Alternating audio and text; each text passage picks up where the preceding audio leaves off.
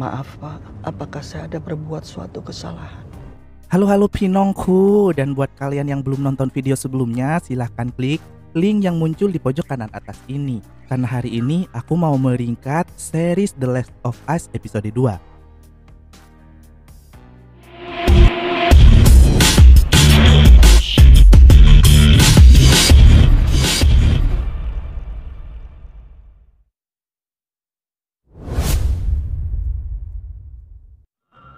Adegan dimulai dari Jakarta, Indonesia pada tanggal 24 September tahun 2003. Pihak berwenang muncul dan membawa pergi seorang wanita bernama Bu Ratna yang sedang makan di warung.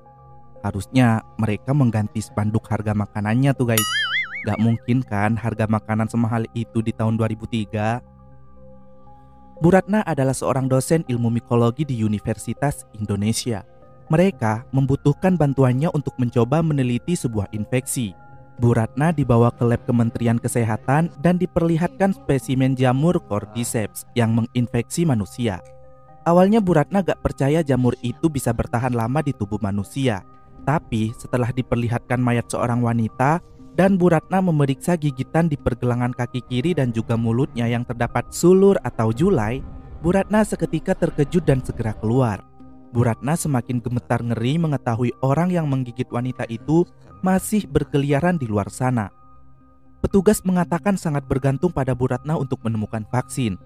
Bu Ratna mengatakan jika beliau sudah menghabiskan waktu semasa hidupnya sampai sekarang untuk mempelajari dan meneliti, tapi memang vaksin jamur itu belum ditemukan dan tidak ada obat untuk manusia yang terinfeksi. Satu-satunya jalan, mereka harus menghambat penyebarannya dengan cara mengebom dan memusnahkan semua orang di dalamnya di daerah dan kota yang diduga menjadi pusat penyebarannya. Bu Ratna kemudian meminta antar pulang karena ingin segera bertemu keluarga, suami, dan anak-anaknya. Kembali ke sekarang, Ellie terbangun dengan sinar matahari menyinari dirinya. Dia ada di dalam gedung dengan Joel dan Tess. Keduanya memandanginya dengan sinis dan waspada. Ellie mengemukakan tes dan pemeriksaan yang dilakukan oleh Merlin selama ini dan sudah dinyatakan jika Ellie tidak terpengaruh dengan jamur itu. Di sini Joel sebenarnya ingin membawa Ellie kembali dan mencari cara lain untuk mendapatkan Aki, tapi Tess membujuknya untuk tetap melanjutkan. Ya sayang juga sih karena kan sudah setengah jalan. Tess mencoba mendapatkan lebih banyak detail dari Ellie dan menuntut mengetahui kepentingannya. Ellie meminta maaf karena melanggar janjinya dengan Merlin. Ellie berkata jika ada basecamp Fireflies yang meneliti tentang infeksi jamur Cordyceps. Dan apa yang terjadi pada Ellie yang gak terpengaruh sama sekali dengan jamur itu bisa menjadi kunci untuk menemukan vaksinnya.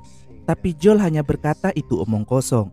Dan kabar seperti itu sering dia dengar dari beberapa tahun lalu. Tapi buktinya gak ada. Joel tetap ingin kembali, tapi Tess sekali lagi meyakinkannya untuk terus melanjutkan. Mereka kembali menjelajah dan melewati pemandangan kota setelah dibom. Begitu sangat menyeramkan seperti kota mati guys. State House berjarak sekitar 10 menit di depan, tapi dalam perjalanannya sangat berbahaya. Joel ada di belakang sementara Ellie dan Tess mengobrol. Ellie berkata dirinya masih berusia 14 tahun ketika terinfeksi dan juga dibesarkan di panti asuhan. Meski gak ada orang yang terinfeksi berkeliaran karena ditembak mati, bukan berarti di luar sana aman dan gak ada yang lebih buruk. Saat asyik ngobrol, tiba-tiba terdengar suara teriakan mengerikan dari kejauhan. Namun mereka tetap berjalan sampai tiba di hotel yang tergenang air kumuh. Saat menyeberanginya, Ellie memperagakan beberapa lelucon saat dirinya ada di panti. Dan di tengah genangan itu, Ellie terkejut saat melihat kerangka manusia. Mereka kemudian naik melewati tangga sampai ke lantai 10. Tentu aja Tess kelelahan. Kemudian mereka mendapati jalan buntu dan Tess mencoba naik ke bagian atas reruntuhan untuk memeriksa jalan. Akhirnya, Ellie dan Joel berbicara saling ngobrol dan tentu saja mereka saling ngejawab ngegas tuh satu sama lain. Seperti orang yang sedang musuhan gitu guys.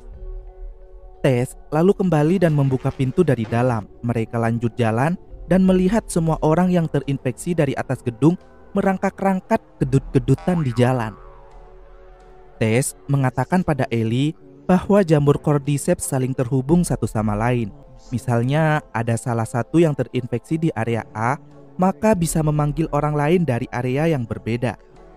Karena jalan pintas gak bisa dilalui, mereka memutuskan untuk jalan memutar melewati museum. Tempat tersebut ditumbuhi jamur mengerikan yang sudah mengering, sehingga mereka lanjut masuk ke dalam karena berarti itu aman. Mereka terkejut saat menemukan mayat yang masih baru.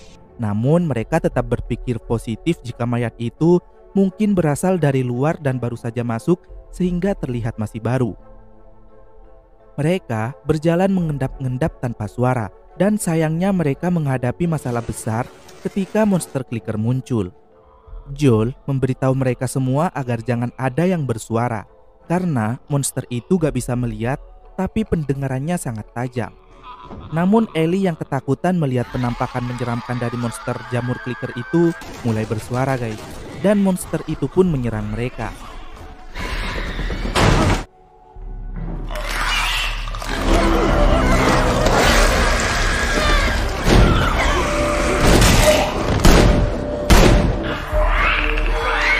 Joel akhirnya berhasil menghabisi kedua monster clicker itu, lalu melanjutkan perjalanan dengan Ellie tergores dan Tess mengalami cedera di pergelangan kakinya. Mereka menuju atap museum dan Joel membantu kaki Tess yang terkilir. Tess mengeluhkan sikap arogan Joel terhadap Ellie dan menyuruh Joel untuk bersikap dingin lalu memaksa Joel menemui Ellie. Joel dan Ellie melihat State House dari kejauhan, dan ini adalah momen singkat seperti di game sebelum mereka melanjutkan perjalanan. Saat mereka tiba di depan State House, mereka heran karena suasananya sunyi. Joel melangkah lebih dulu, kemudian mereka melihat percikan darah yang masih segar, menandakan pasti baru saja ada kegaduhan. Saat masuk ke dalam, mereka menemukan semua orang sudah meninggal di lantai. Joel yang mengamati memastikan jika itu bukanlah perbuatan Fedra, melainkan karena infeksi jamur itu. Mereka bingung sekarang harus berbuat apa. Ellie juga gak mengetahui bagaimana selanjutnya, karena dia hanya diberitahu oleh Merlin akan pergi ke daerah barat saja. Tess lalu mencoba mencari peta, karena pasti ada salah satu dari orang-orang Fireflies itu yang tahu kemana harus membawa Ellie ini pergi. Joel mengajak mereka kembali saja, tapi Tess memutuskan untuk tetap tinggal di sana, karena ternyata Tess ini sudah terinfeksi guys. Sedih sekali. Dan menunjukkannya perkembangan jamur itu di lukanya pada Joel.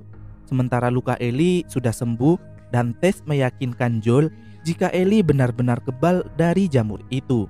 Jadi Joel gak perlu sensi lagi padanya. Tess meminta Joel untuk pergi ke tempat Bill dan Frank. Ketika salah satu mayat di lantai bergerak, Joel menembak kepalanya. Seperti yang sudah dikatakan Tess sebelumnya, jika jamur itu saling terhubung sehingga mereka yang terinfeksi mulai bereaksi bergerak menuju ke dalam gedung State House dari luar guys. Tess berkata akan mengulur waktu dan menyuruh Joel membawa Ellie, kemudian berpesan agar menyelamatkan siapa saja yang bisa Joel selamatkan.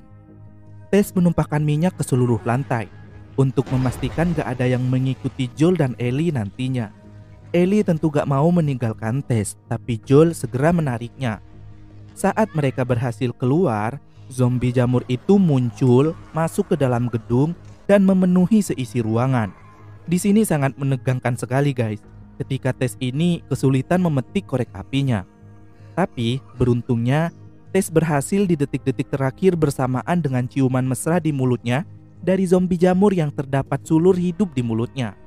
Buat yang gak tahu sulur, ada di akhir video guys. Akhirnya seluruh tempat meledak menjadi lautan api dan menggosongkan semua penghuni. Joel dan Ellie berhasil keluar tanpa satupun pengikut yang terinfeksi dan melanjutkan ke tujuan berikutnya, dengan Ellie menatap sedih gedung State House.